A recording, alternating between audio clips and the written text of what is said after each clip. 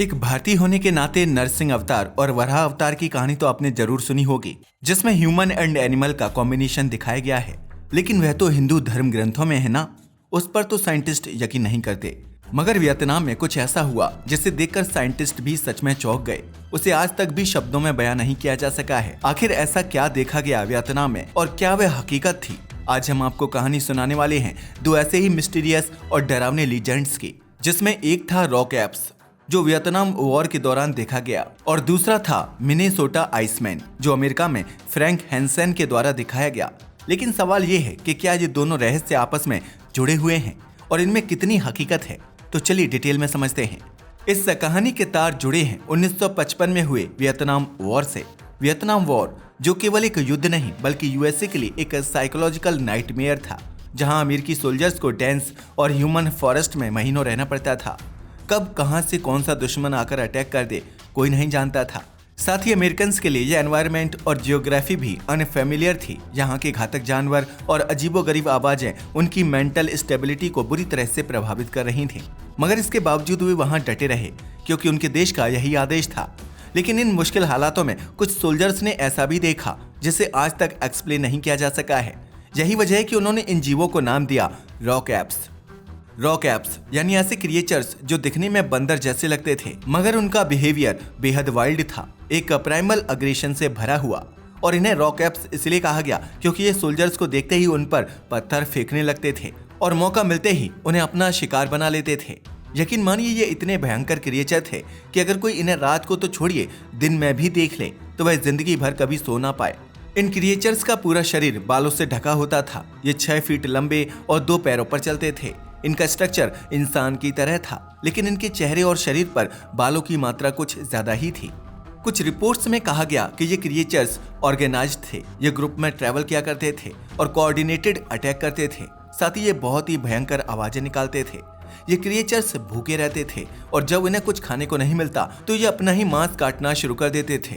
In fact कई बार तो उन लोगों को खाना शुरू कर देते थे जो उनके चंगुल में पहले फंस चुके होते थे। वैसे तो इनकी बहुत सारी कहानियां हैं, लेकिन एक कहानी बेहद पॉपुलर है। इस कहानी के अनुसार ये भयानक जीव इंसानों की आवाज की नकल कर सकते थे। ये पहले लोगों को आवाज लगाते थे और अगर कोई इस आवाज के धोखे में इनके इलाके में चला जाता तो ये उसे बेहद खतरनाक तरीके से मारकर खा जाते थे। 1966 में एक अमेरिकन यूनिट ने सेंट्रल हाईलैंड्स में कुछ ऐसा ही अनुभव किया था।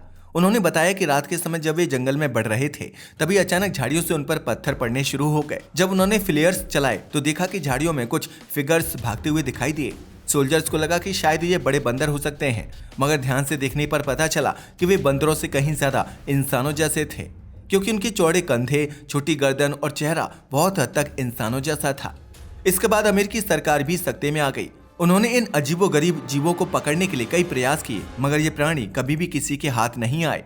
यही वजह थी कि कई लोग यह कहने लगे कि सोल्जर्स यहाँ पर मानसिक तनाव में थे और यह उनके दिमाग का भ्रम था। लेकिन बात यह है कि लोकल वियतनामी लोगों की पुरानी कहानियों में भी ऐसे ही जीवों का जिक्र मिलता है। असल में लोकल्स का कहना है कि ये जीव आज के नहीं बल्कि सदियों पुराने हैं।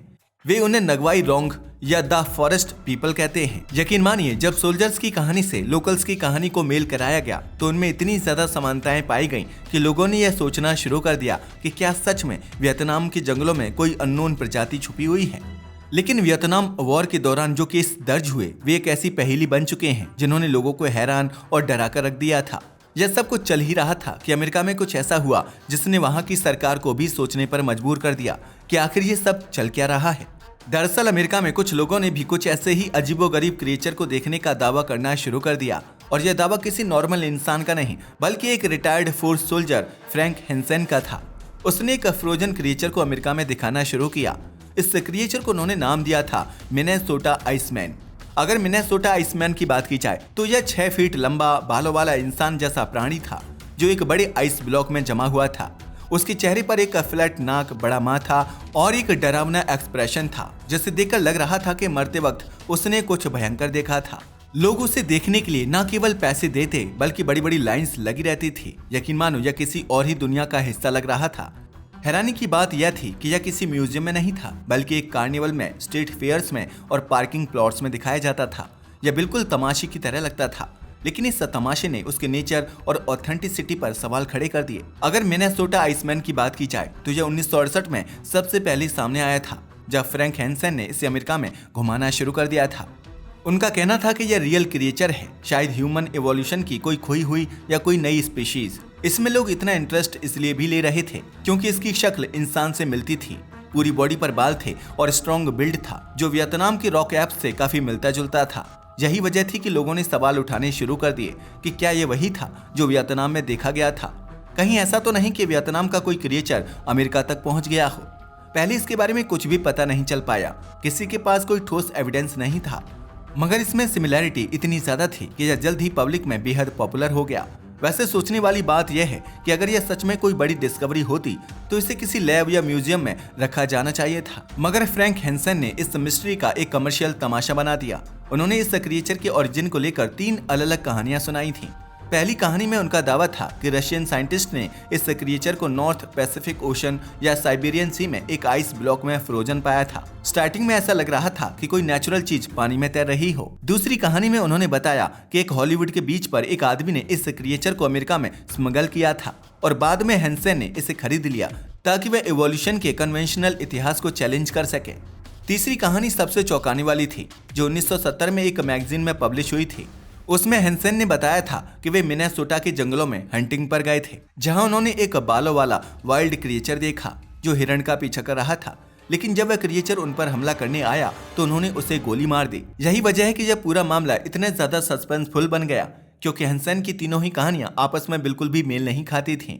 लेकिन अगर तीसरी कहानी सही मानी जाए तो यह क्लेम करता है कि यह क्रिएचर अमेरिका में ही था, मगर बाकी की दोनों कहानियां इसे कहीं और से जोड़ती हैं, यानी इसका वियतनाम से कोई संबंध हो सकता है। फ्रैंक हेंसन की इन कॉन्ट्राडिक्टरी स्टोरीज ने लोगों के मन में शक पैदा कर दिया।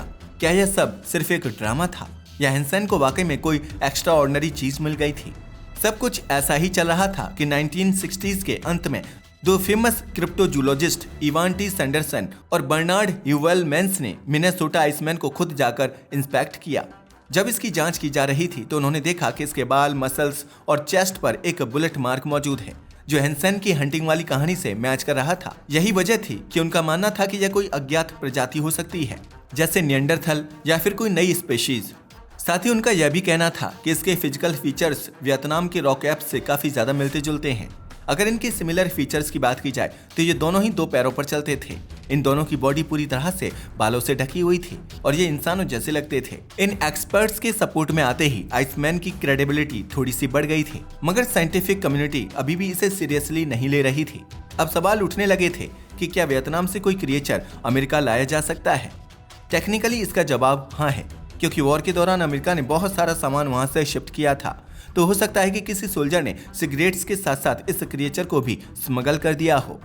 हालांकि इसका कोई ठोस एविडेंस अभी तक नहीं मिला है। साथ ही यह भी मुमकिन है कि हेंसन की हंटिंग वाली कहानी सच हो, शायद उसी ने इसे हंट किया हो और शायद यह अमेरिका का ही कोई नेटिव क्रिएचर हो। मगर इन सभी बातों पर सिर्फ अनुमान ही लगाया गया है, कोई पक्की सच्चाई नहीं है।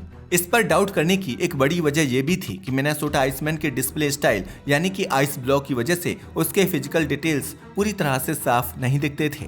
आप जानकर हैरान रह जाएंगे कि हेंसन ने कभी भी इसे पूरी तरह से मेल्ट नहीं होने दिया। उसका कहना था कि अगर आइस मेल्ट हुई तो क्रिएचर डैमेज हो जाएगा। हालांकि 1969 में स्मिथसोनियन इंस्टीट्यूट ने इसे वेरीफाई करने की कोशिश की, मगर हेंसन ने कंफ्यूजन और गोलमोल जवाब दिए। इसी कारण उन्होंने इस केस को बंद कर दिया। हालांकि बाद में हेंसन ने खुद एडमिट किया कि वह जो क्रिएचर लोगों को दिखा रहा था वह रियल नहीं था। दरअसल वह तो एक रिप्लिका थी। उसके हिसाब से ओरिजिनल क्रिएचर किसी सीक्रेट ओनर के पास है। लेकिन इस बात ने इस मिस्ट्री को खत्म नहीं किया, बल्कि और भी ज्यादा गहरा बना दिया। खुलेआम माना जाने लगा कि यह बस एक रबर का मॉडल था जिसे फ्रीज करके रियल दिखाने की कोशिश की जा रही थी। फिर भी मिनेसोटा आइसमैन आज भी दुनिया की क्रिप्टोजूलॉजी में एक बड़ा नाम है। चाहे जो भी हो, फ्रैंक हेंसन ने इससे खूब पैसा कमाया। मगर यह स्टोरी हमें एक बेसिक सवाल पर लाकर खड़ा कर देती है, क्या वाकई हमारी दुनिया में ऐसे जीव मौजूद हैं जिनके बारे में हमें आज भी कोई जानकारी नहीं है? क्या मिनेसोटा आइसमैन एक छलावा था या क्रिप्टोजूलॉजी की सदी की सबसे अनसुलझी पहेली? अपनी राय को हमें कमेंट करके जरूर बताएं और साथ ही अगर आपको हमारी ये वीडियो पसंद आए तो इसे लाइक करें और हमारे चैनल को सब्सक्राइब करना ना भूलें। धन्यवाद।